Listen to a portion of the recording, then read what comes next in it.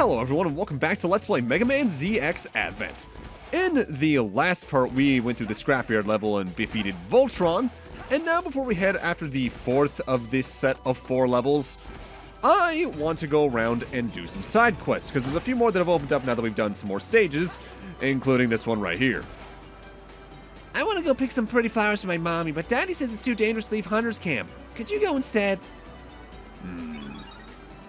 So this level, this side mission is a little interesting in that the flower you're looking for can show up in, I think, 3 different levels, and it's in all 3 at once until you've collected it. I'm in particular heading in here for the Tower of Verdure because there is a side pathway we didn't go up the first time we were going through the level because we didn't have Rose Spark yet. And we want to do this because there's a side quest I've had for a couple parts now to look for a magical fruit. That magical fruit is found along this particular side pathway. Now, as for where the flower we're looking for can spawn, it's either going to be in the 3rd portion of the Tower of Verdure, along the main pathway right before where the Rose Spark boss fight was. It can be in Floating Ruins 3, near the middle of the area. You need to drop down through the giant cyclone. That's the magical fruit there, by the way, a green apple. And then the 3rd one isn't available in this set of levels. It's not going to be available until the next set of levels in the Waterfall Ruins. More on that eventually. There's a door near a waterfall in the 2nd portion of it. It's there. This is only a taste of what's to come when it comes to doing side quests later on in the game, by the way, because by the end of the game, we are doing a lot of them in a row, and I'm either going to be speeding up all over the place or doing a lot of jump cuts. Get used to it. I think that even happened in the original ZX, just because these games don't handle side quests the best in either game, but I think they definitely handle them a lot better in terms of how you do them in this one. With that said, now we're back in Hunter's camp, because we need to give the magical fruit back to this dude. You got it for me, but it looks like an ordinary green apple. Oh well. Anyway, thank you very much. And for getting that green apple, we get a free 200 energy crystals. For the amount of effort involved in getting that one in particular, especially how close that is to a trans server, not too bad to get. Now, it's at this point I'm heading back here to show off this. You might remember when we fought Queen Bee with that silver medal showed up. Those 3 shelves there are all relegated to 1 type of medal each, ranked gold, silver, and bronze for each boss fight. I'll be going more in depth with those towards the end of the game. Oh, thank you so much. Look, I made Mommy's grave pretty while you were gone. I lost my mommy to Mavericks in the desert when I was 2. She's in heaven now. But I know she'll like the flowers the hunter picked, right, Daddy? Yeah. Oh yeah, these are for you. These E-crystals are from Daddy, and this chip's from me. And for doing this relatively straightforward quest, you get 100 energy crystals as well as the eraser sub-chip. Or a body chip. What this does is that if a transformation has a saber-type weapon, like Aeolus, it'll erase any enemy energy pellets that are shot out of them and towards you. So if you're using a lot of saber-type attacks, especially in the next set of levels, it's honestly one of the most useful body chips in the game. At least you actually get a chance to use it, unlike some of the other ones. With that said, I'd say it's about time we head after the 4th and final of this set of level, after I get really indecisive about my save files. It's just a second 304. There we go. There we go. I finally figured it out. The next and final level of this set is the Highway, which is another returning area. I forget which area letter this was in the original ZX, but this is where ZX became ZX. There are people being chased by Mavericks on that highway ahead. It looks like all the people trying to flee in their cars have caused a traffic jam. The situation is gridlock. Drive back the Mavericks and buy time for the people down there to escape. So, this level is interesting, and that's relatively straightforward, but there's a surprising amount of the level you can't access unless you have Queen Bee, because there's 2 platforms above this portion of the stage coming up here especially. But those platforms are only up there for energy crystals and I think a secret disc right now. They come more into play in the 2nd worst side quest in the game. More on that when we get there. The biggest thing you want to note about this particular screen, though, because a lot of the enemies here are what they were even in the original ZX. We got traffic light robots, we got a bunch of galleons, weird CD disc shooting enemies, and I think some of the chicken robots we've been seeing since Legion HQ. The big thing to note is we got these destructible blocks here. These are going to lead us to another switch we can press, and you want to press it. Because what's behind it is the next biometal up. It's going to increase the amount of biometal energy we have at any given time. At least I think it's the biometal. I forget. I don't think it's the life up. Here's the thing, though. This switch's timer is very strict. So, you need to press it and then gun your way to the other side of the platform above us. I think it's theoretically possible to do it with just optimal movement, but if you want to make it super comfortably, just have enough biometal energy and charge up Chrono Force's time bomb charge shot, because as I mentioned when we first got Chrono Force, this slows down everything. Things falling from the space, things falling from the sky like spikes underwater, enemies, boss fights, and just stage design elements like fire from the projectors in Queen Bee's stage, and doors like this one. Chrono Force is, again, your best friend in expert mode. Alright, so it is the biometal up. I did have that right.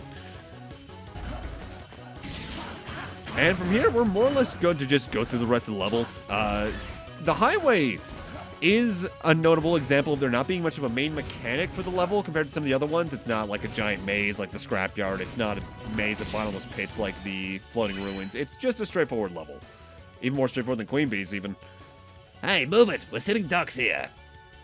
Leave the Mavericks to me. When it's clear, I want you to go. I don't know who you are, but thank you. There are still cars stopped back there. They need your help. I think Raymond's a returning NPC from ZX Original, but don't quote me on that. So now we got a chain of 3 mini-bosses against a blue serpent plane, I think right out of ZX Original. It's going to stop at certain points in the level design and just fire projectiles down. Best way to take care of them, swap over to Atlas with a trans, and then just mash the buttons to fire directly upwards into its open weapons port. That's where you need to damage it. There are cars around here that it can destroy, but I don't think them being destroyed actively does anything?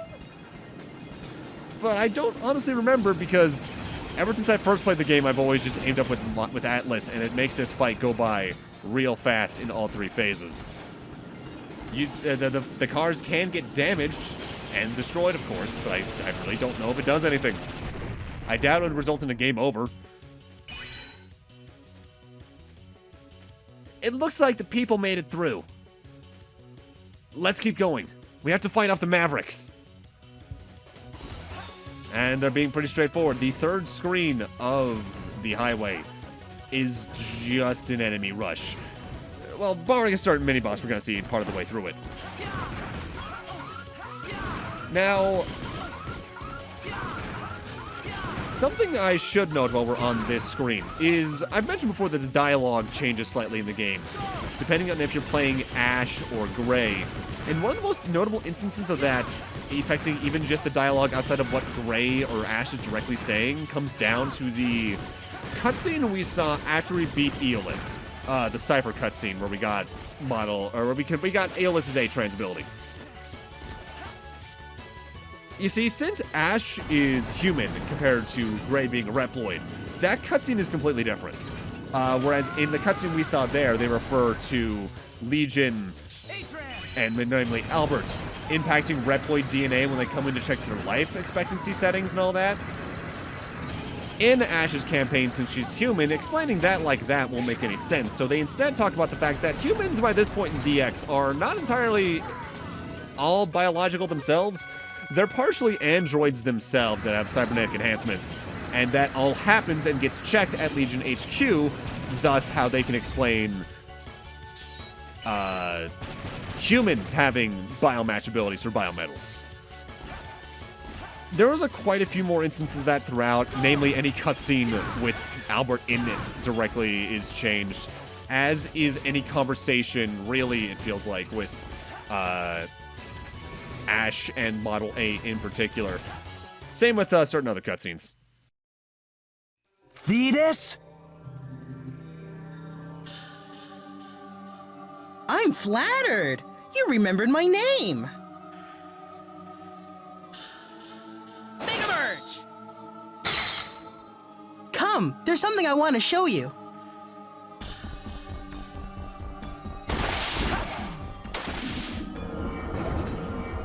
Model W? You attacked the highway to feed that thing? That's right, but what I want to show you is further down. At the bottom of this dirty sea. The sea during the war was no place for living creatures. After the war, the sea's beauty was restored. However, as humans repopulated, the seas once again grew filthy. You see, humans have to desecrate the earth to live on it. So you take innocent lives? You kill humans just like yourself. Like me? No! Me and the others are no ordinary humans. We are Megamen! And after I finish you off, I will be even more powerful! When I am the Mega Man King, I will rid the Earth of self-serving humans!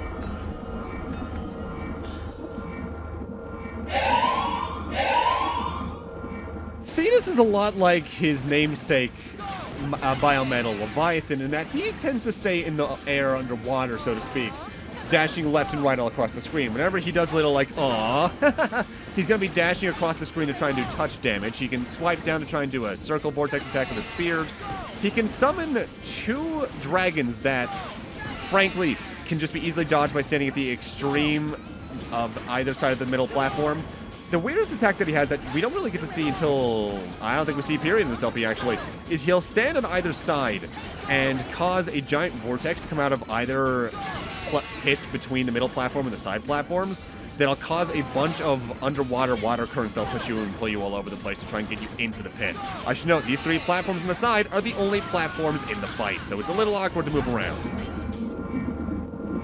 It's too bad. I thought you at least would understand what I am trying to accomplish! I won't give up! I shall awaken Model W and change this world for the better!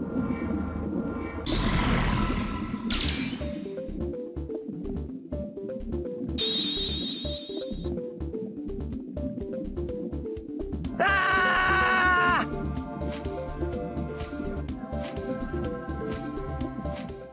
Extracting from code FC61 to UC79. Expanding report data. In order to find a biomatch for Biometal Model W, first I created sibling Reploids.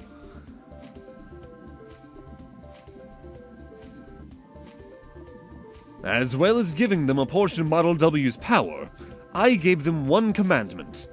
That was to determine the most powerful Mega Man. A commandment to biomatch each of my chosen ones to a biometal. And have them fight until only one of them was left. The survivor of this contest will attain the power of Model W and become the ultimate Mega Man. Yes, the new king of the world, the Mega Man King.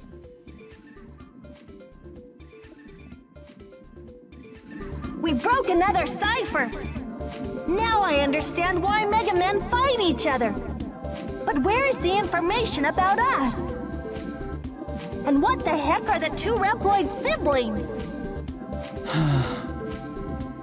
Hey, can you hear me? What happened? Why the frown? Huh? It's nothing. Seems you got everyone out of there safely. Just what we'd expect from a chosen one. Thetis said that Mega Men fight to change the world. Is it okay that I'm only fighting to learn about myself? Mega Man, the power wielded by a chosen one. Alright though, now we could transform into Thetis, thus meaning we now have all 4 of the main sub-models we got through ZX Original back. Thetis is the most situational, I feel, of all of the 4 of them though, and that's more or less the case of Model LX in the original game as well. Only really useful in water, which there's only, I think, 2 levels in the game left that we haven't been to that have it, so, whoops. Hey, Gray! Morph into Thetis and water becomes your home. You can swim around freely underwater. Underwater, press the jump button once to get into your swimming position. Then you can move around by using the D-pad. You can dart through the water by pressing the dash button. Hold the attack button, then release it to perform an ice move. Ice attacks can penetrate the landscape, so that's probably a good thing to remember. Also, Thetis has the ability to show where items are located on the sub-display.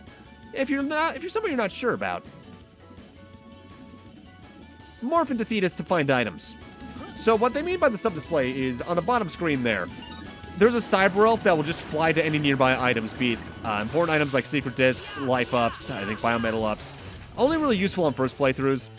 Outside of the water, he just has a single slash, and his charge shot for Gray is the Dragon, which will fly forward and track onto enemies and can do multiple hits. If you're playing as Ash, his charge shot is a block of ice that'll float upwards, and you can strike it to make it split into several ice chunks. This is Thomas. Albert seems to be retrieving Model Ws from everywhere. Actually, we've just gotten confirmation of Model W activity in the quarry at Hunter's Camp. Hunters have Mavericks pinned down, but they can't move in any further because of the rough terrain. It's up to you to get into the quarry. Then find and retrieve the Model W. Our reports tell us that there's a large airship closing in on the quarry. Albert may already be aware of what's going on, so be careful. Alright, so now we need to head back to Hunter's Camp to take care of the next mid-stage. But with that, I'm going to need to end this off here. Thank you guys for watching, and in part 12, I think we might be doing 1 or 2 more side quests, but then we're heading on to the quarry to take care of whatever's going on over there. See you guys then.